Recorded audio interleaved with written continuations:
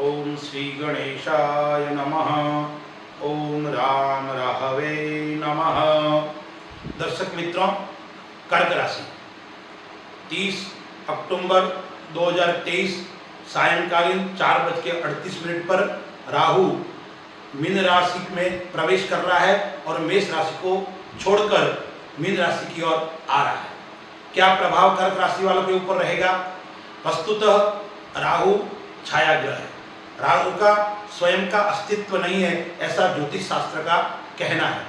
लेकिन राहु जब कर्क राशि यानी कर्क राशि का स्वामी चंद्रमा के साथ में गोचर करता है या चंद्रमा के साथ में बैठता है तो वो ग्रहण योग करवाता है।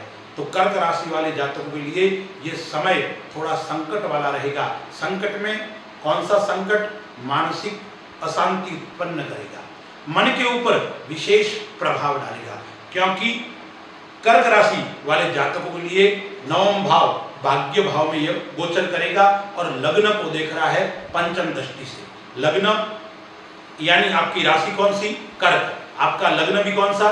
कर्क। तो कर्क राशि वाले जातकों के लिए राहु मानसिक संतुलन बिगाड़ने वाला, यानी आपको अपने मन के ऊपर कंट्रोल रखने की आवश्यकता है। आप किसी भी व्यक्ति से बात करते हो, किसी भी व्यक्ति से व्यवहार करते हो तो सावधानी पूर्वक करने की आवश्यकता है।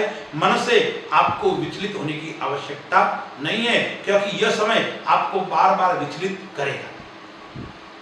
मन को विचलित करने के साथ में हो सकता है आप ब्लड प्रेशर की समस्या से आपको परेशानी उत्पन्न हो सकती है। आपका जो रक्त का संचार है वो थोड़ा गड़बड़ हो सकता है, इसलिए आपको प्रातः काल उठकर विशेष योग और प्राणायाम के ऊपर विशेष जोर दोगे तो आपको ब्लड प्रेशर की समस्या सताएगी नहीं। राहु कर्म भाव, राहु यानी 9वें भाव के अंदर गोचर कर रहा है, लग्न को देख रहा है और 7वीं दृष्टि है वो पराक्रम स्थान के ऊपर है। भाइयों से विशेष लाभ की प्राप्ति होगी। आप भाइयों के साथ में कार्य करते हो तो आपको विशेष फल की प्राप्ति कराने वाला ये समय रहेगा। यानी आपको परिवार से मिलजुल कर रहने की आवश्यकता है, क्योंकि आपके मन के ऊपर राहु का प्रभाव खराब रहेगा। यदि आप परिवार को साथ में रखोगे, आप परिवार से अच्छे संबंध बनाकर रखोगे तो आपको संकट के समय, परेशानी के समय आपका परिवार आपको साथ देगा तो आप समस्या से मुक्त हो सकते हो। खांसी, जुकाम, उससे आपको ये समय थोड़ा परेशान कर सकता है, इसलिए आपको विशेष करके ठंडी वस्तु से बचने की आवश्यकता रहेगी। राहु की 9वीं दृष्टि पंचम भाव के ऊपर पड़ रही है, तो विद्यार्थियों के लिए यह समय थोड़ा परेशानीदायक रहेगा। जो विद्यार्थी अध्ययन कर रहे हैं, कोई अच्छी नौकरी के लिए प्रयास कर रहे हैं तो आपको मेहनत ज्यादा करने की आवश्यकता रहेगी। आप कोई कंपटीशन दे रहे हैं तो उसके अंदर भी आपको मेहनत ज्यादा करनी पड़ेगी, क्योंकि आपके पंचम भाव के ऊपर मिथुन राशि वाले जातकों के नहीं, कर्क राशि वाले जातकों के पंचम भाव के ऊपर राहु दृष्टि डाल रहा है, इसलिए विद्यार्थियों के लिए विशेष ध्यान रखने की आपको आवश्यकता रहेगी। जीवन साथी का स्वास्थ्य श्रेष्ठ रहेगा, जीवन साथी से आपको लाभ की प्राप्ति होगी। यदि आप जीवन साथी के नाम से कोई व्यापार कर रहे हो तो उसके अंदर आपको सफलता की प्राप्ति होगी। नया काम प्रारंभ कर रहे हो तो भी आपको जीवन साथी के नाम से आपको यह कार्य करो तो आपको लाभ की प्राप्ति होगी। पिता पक्ष श्रेष्ठ है। आप मारक थोड़े सी आपको बीमारी से परेशानी उत्पन्न कर सकता है, यानी कमर दर्द या पेट की शिकायत यह आपको रह सकती है, एसिडिटी है, पाचन शक्ति में समस्या है, इस प्रकार की समस्या आपको ये बीच बीच में उत्पन्न करेगा।